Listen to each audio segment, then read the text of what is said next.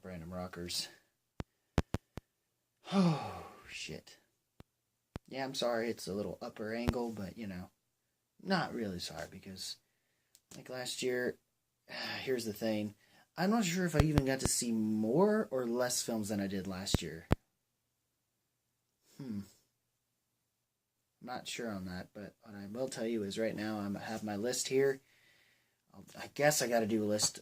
It's going to be tougher to deal with the music thing compared to this with films, but dang, there's so many good films out there that I missed and wish I could put on this fucking list, just like last year.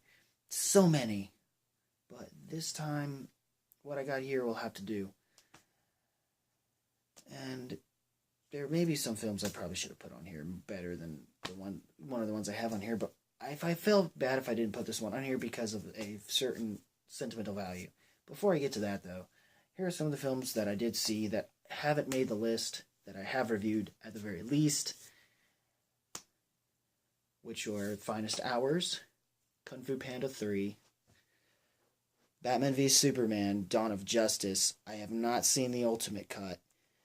If I did, I might have wound up putting that on the list instead of the other thing, but luckily I didn't. Some of my sentimental value could have, stayed the way that it was. Oh, jeez.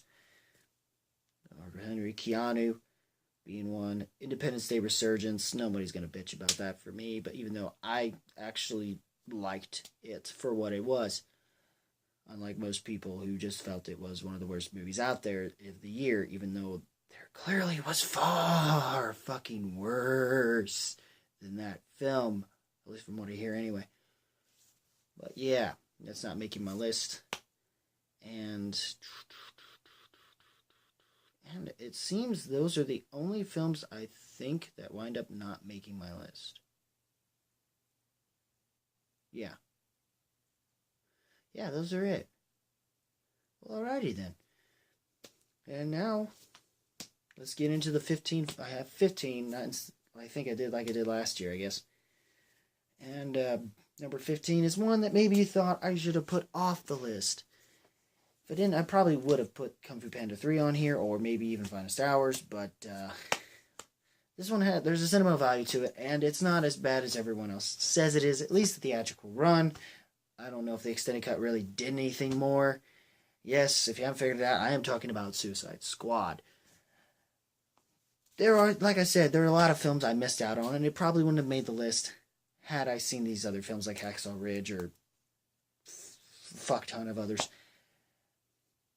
that I wish could make my list here. And I kind of would mention Warcraft, but I didn't. It wasn't never going to make my list because I wasn't that interested in it. Honestly, I was more busy wanting to make out with my girlfriend than actually watching the film, which we only rented instead of the theatrical release. Which, speaking of that, one of these films I did see rented via pay-per-view. Did not get to see it in the theaters. If I had, it might have been a better experience than what I had having to sit through it with your own mother. We'll get to that one in a minute. But with Suicide Squad, I enjoyed it. It was great. I mean, I thought it was... Well, I wouldn't say it was great. I would say it was pretty good to decent. And it did some good fanfare notes to make up for some of the flaws that it had in the movie, some that were clearly obvious to anyone. And I enjoyed the film for what it was. It wasn't as terrible as anyone else was saying that it was. But at least, in my opinion, I thought they did fine. And at least when it came to performances and certain portrayals, let's say, well, we all agree that Will Smith and Margot Robbie, these were the better films, and it's a shame that the last film we have Will Smith in didn't really work out as well as it should have, I guess. Sadly, it was a bait and switch thing from what I hear about that film. It's kind of why I stay away from that one. And then, of course, number 14, Fantastic Beasts and Where to Find Them. I definitely enjoyed thoroughly with that one, but there was a lot of lore to take in that it was just hard to really bother to follow, especially given that this thing was going to be a one-off. It was going to be hard to follow what these creatures were unless you kind of remember them from the Harry Potter, which that kind of stuff wasn't what bothered me as it was what I was intrigued with the Harry Potter so much as it was the main plot with that. So this didn't really do a whole lot for me, and some of it had its moments of being funny, but then there was just some things when it came to dealing with the Fantastic Beasts stuff, it just kind of dragged a little bit here and there. Some of it was fun, but then here and there it was kind of But regardless, it was still a fascinating universe. I still don't understand, and it's just the fact that I don't understand how the hell they're going to do something else with this other than to possibly tie in with the villain that was in this film. And his origin, basically, is what they would probably do next. That's the only thing. I just don't see them doing any more films past that unless they're doing things in certain films to tie in and build up for other things. Like prequeling each other or something weird is what they're going to do with that. I don't know. Regardless, moving on. Number 13, Zootopia.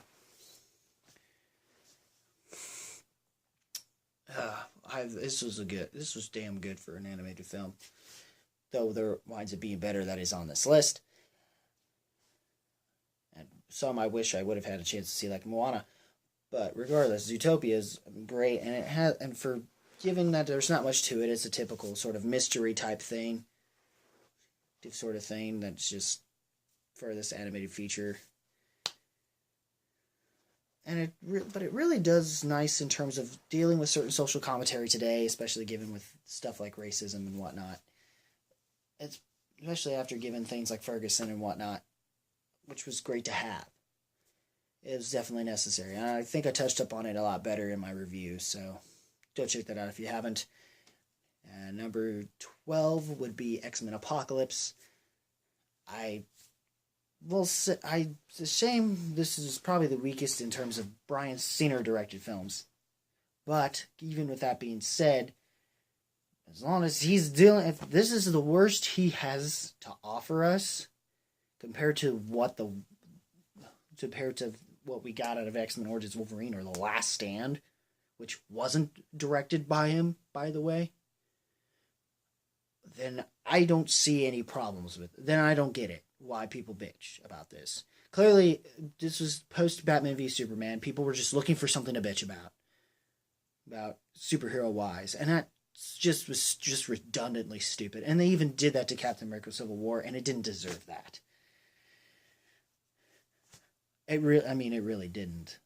Neither of those films deserved it. Marvel didn't deserve to get the shaft like it did after that movie, because it's like, Marvel's better than DC, yet why are you fucking doing it? It's just fuck you for that shit. I mean, I think I gave enough of my opinions with that review. I'm not sure, so again, check that one out as well.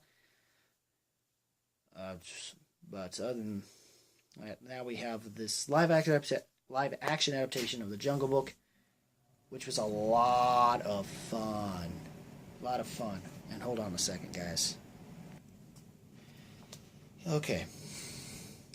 Back to what I was saying is about X-Men Apocalypse. I mean, like I said, it was a lot of fun. Or Jungle Book. Sorry, Jungle Book. Damn it. Jungle Book was a lot of fun. I'm not gonna cut that out. Fuck that. Jungle Book was a lot of fun, a lot of adaptation. Finally, something good with Bill Murray involved in it, you know, especially as Baloo. Even Christopher Walken's Louis and his ooh, I want to be like you. Just it's worth a good laugh, and it's just like, it's better than, and even though the only thing that kept me from liking it a lot more probably was my argument with a friend afterwards, because I had to make a Weezer comparison thing that I believe I might have done in my part 2 probably, of my random rock countdown for Weezer that hardly anybody bothered to fucking watch. And I was very pissed about that, and I still am. So I'm going to move on and not think about that. Number 10, The Nice Guys, is the one I only got the chance to see, which didn't probably get as many views, whatever, blah, blah, blah.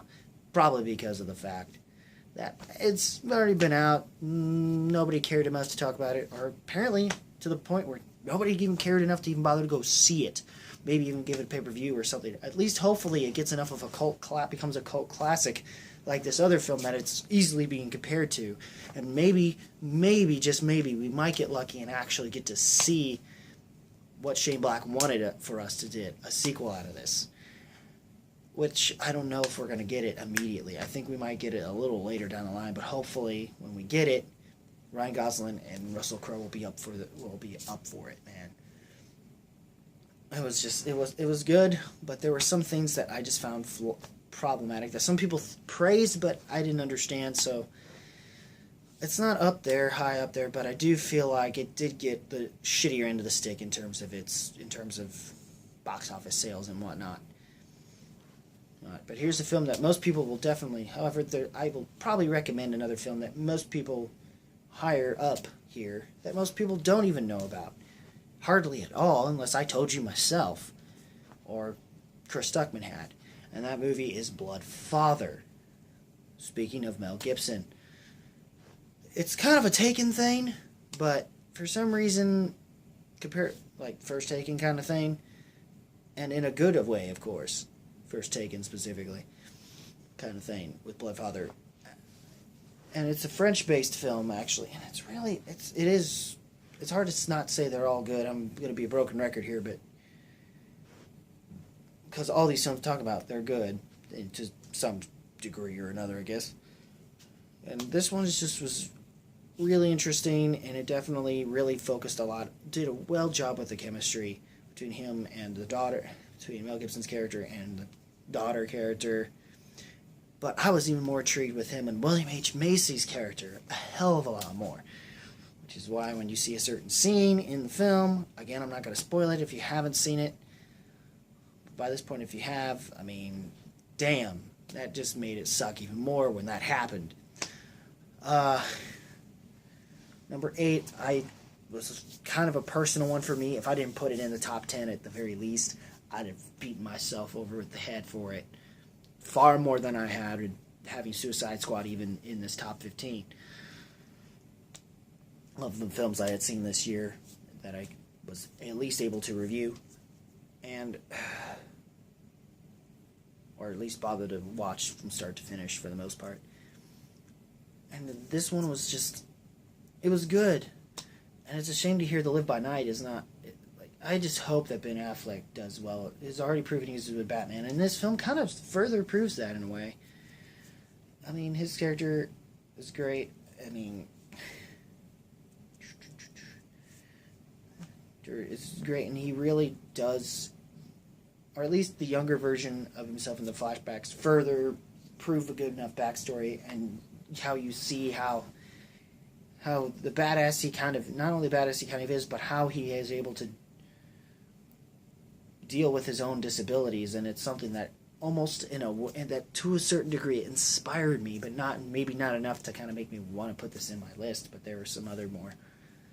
And I feel like he did a good enough job portraying a character that had something of an autistic spectrum, like Asperger's or whatever, especially given that I work with people like that, and that it really hit me enough to where I really was wished I aged myself to a certain older person so I could punch this old lady that said this movie fucking sucked, when clearly she's just said it, blurted it out, not even giving a fucking second thought of what the fuck was going on in this film, and not giving a damn about people that have things like me. That's why I felt it was kind of a piss off to me. I'm hoping I'm not coming off like a fucking social justice warrior, which is why I'm have better composure than that, and I didn't do something like that. But my God, that's how much that old lady fucking pissed me off, because she clearly, I could tell the way she said it, there was no fucking way she understood what the fuck this was about, because she wanted to see something else, and she didn't get that, and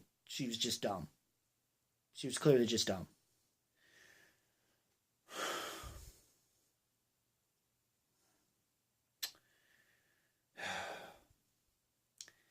Movie, yeah, I'm pausing. It's just a lot to take in there for obvious reasons that I had mentioned. Hopefully, if you've seen my review, I kind of bitched about it a lot more than I did talk about the movie, and I'm sorry to all of you who expected a little bit more out of it, but it was hard to do that and not spoil a whole lot. So I had to make it up, I guess, some way. I guess so. There's that. In at number 7, Star Trek Beyond. My God.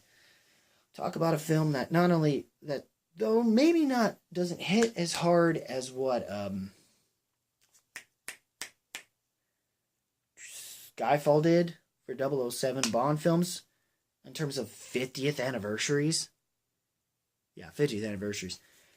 But this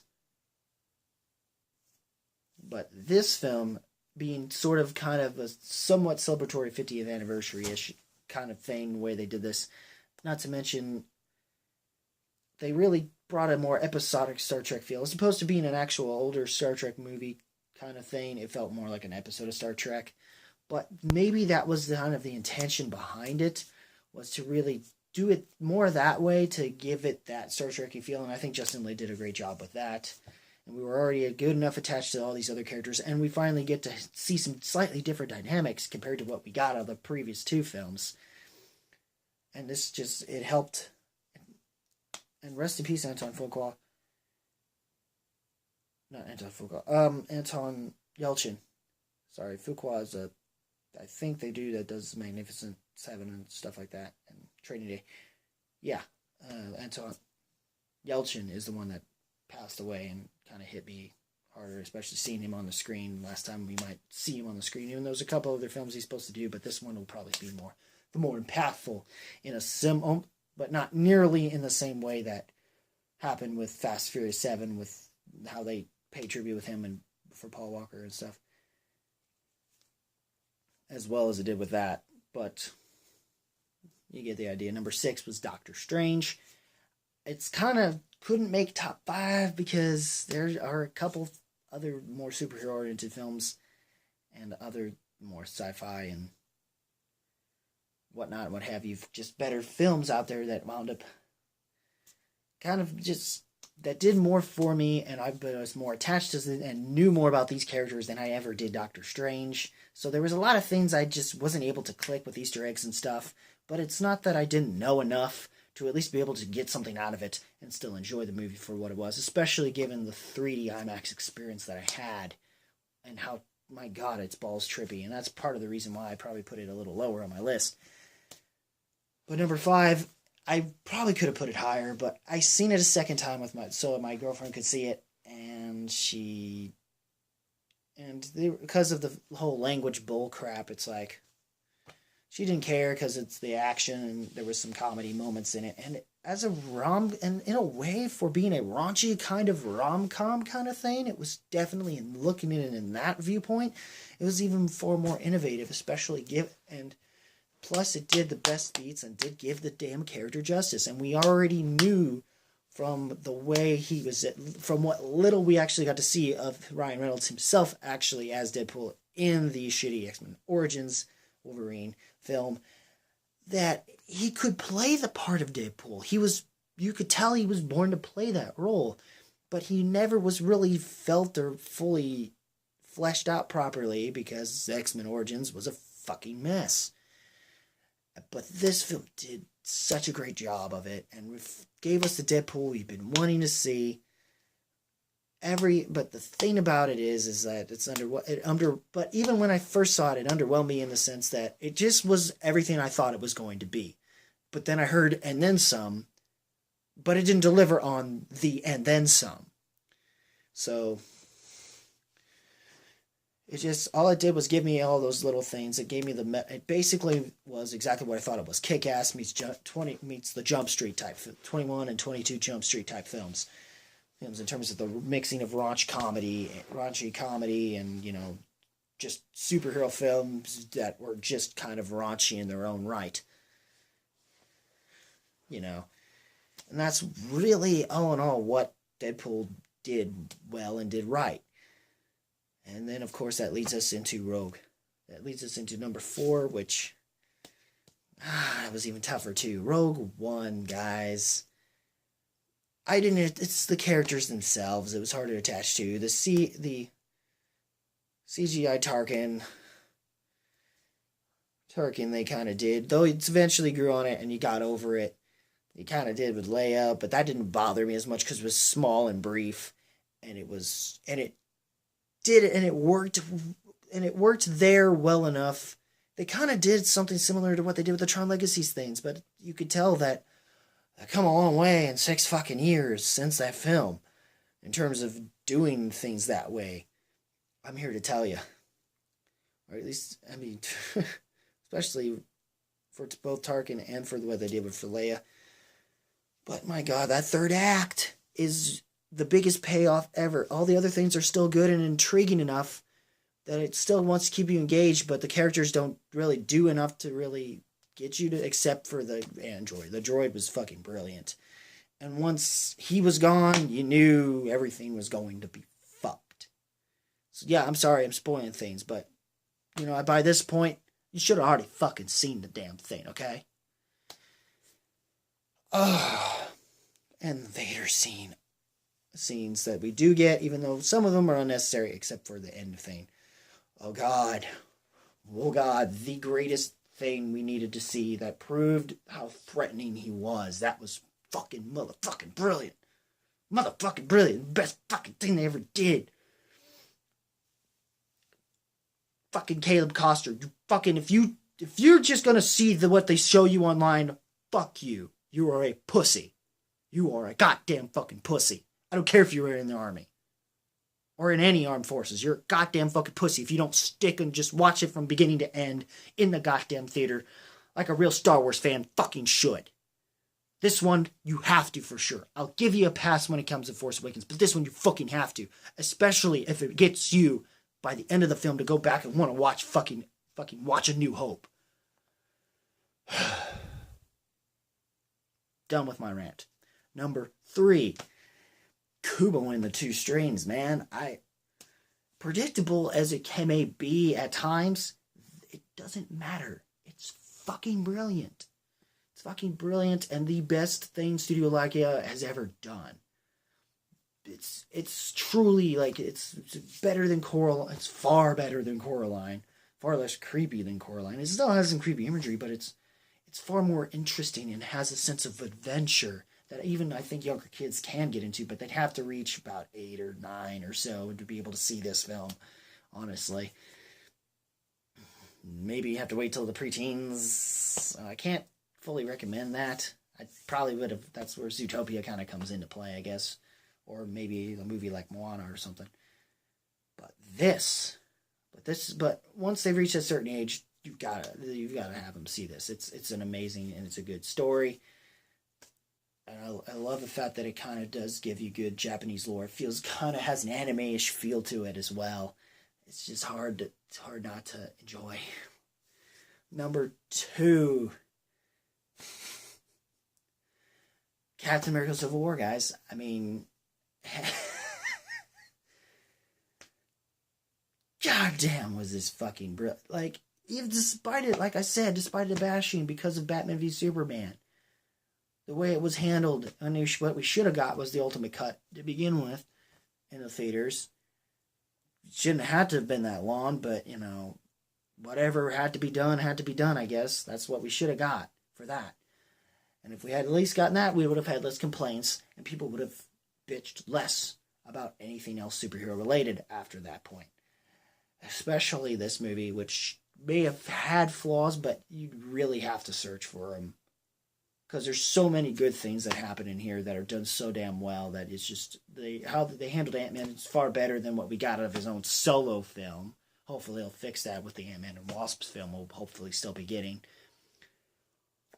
And I'm so looking forward to Spider-Man Homecoming already, not just because the trailers further prove that, but my God, this movie already got us hyped up, and then the trailers on top of that, it's like, and plus Black Panther movie, I mean, if this is the last Captain America movie we ever get, fine. Leave it there. Leave it there. It's fucking brilliant. Russo brothers, can't wait to see what you do with Infinity Wars. And my number 1, guys.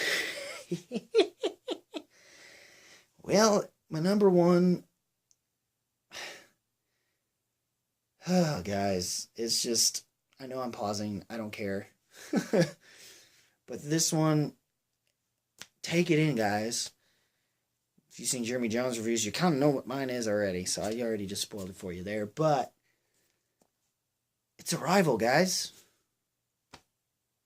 I struggled with it. I was wanting to put Civil War on top, but there's something about Arrival that is actually fully original. It's something I could possibly, or even to a certain degree, kind of recommend to my nieces, in a weird way, or at least for them to see if for any school, I think should see this film, especially if they're trying to learn language and communication skills in a way. Like this film, you get something out of it. You kind of in a way learn something about how not only language communication skills, but how to, but kind of a different, it almost gives you a slight potential hope in humanity.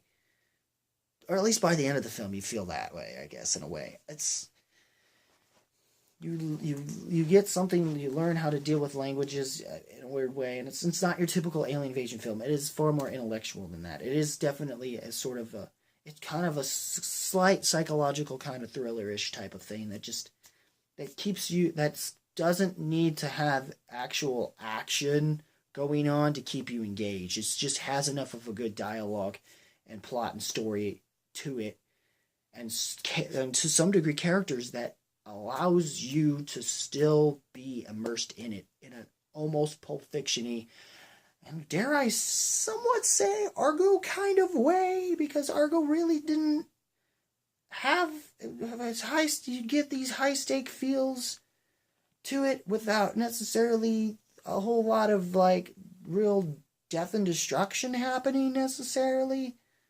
I mean, the fact that you got these invaders coming, like that feeling of having this invasion come into our planet, but then realizing, finding ways to, stop something like this through and learning through means of communicating instead of, trying to just, war's not always an answer, guys. This is a good movie that's supposed to helpfully show you that, and that learning to communicate with that to just let bygones be bygones, communicate with one another, and just talk things out and stuff like that. Try to, like, even learning to some degree to understand cultures, I guess. It's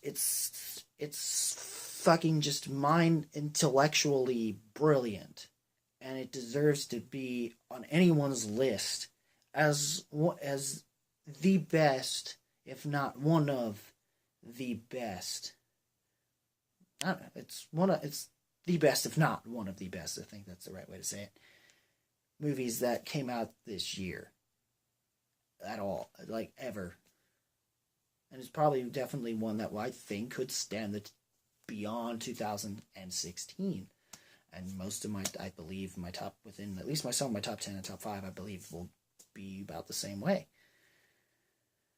And that's it, guys. Man. Hopefully,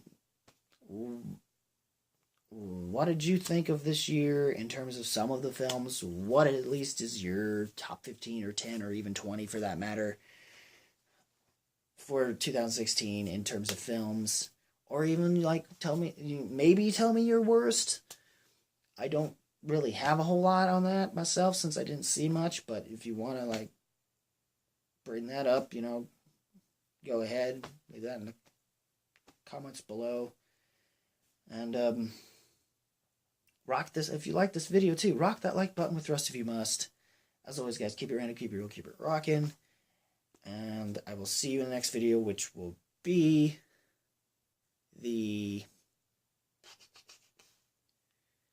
which will of course will be the music, which will be for my albums of the year. Which is going to be a lot tougher, guys. I'm sorry. I'm going to try to bring them to you tomorrow, but there's just too many albums out there that good rock and metal type music that is out there that it's just hard not to put on my list. And everyone's list is so much different. Mine's going to be too. Excuse me. And yeah. Check out that. And also, there's something I did do in some previous videos that I'm going to bring up and will be something of a more recurring thing. And I hope you guys get a chance to check that out. So, yep, that's it, guys. Once again, keep it random, keep it real, keep it rocking, and I'll see you in the next video.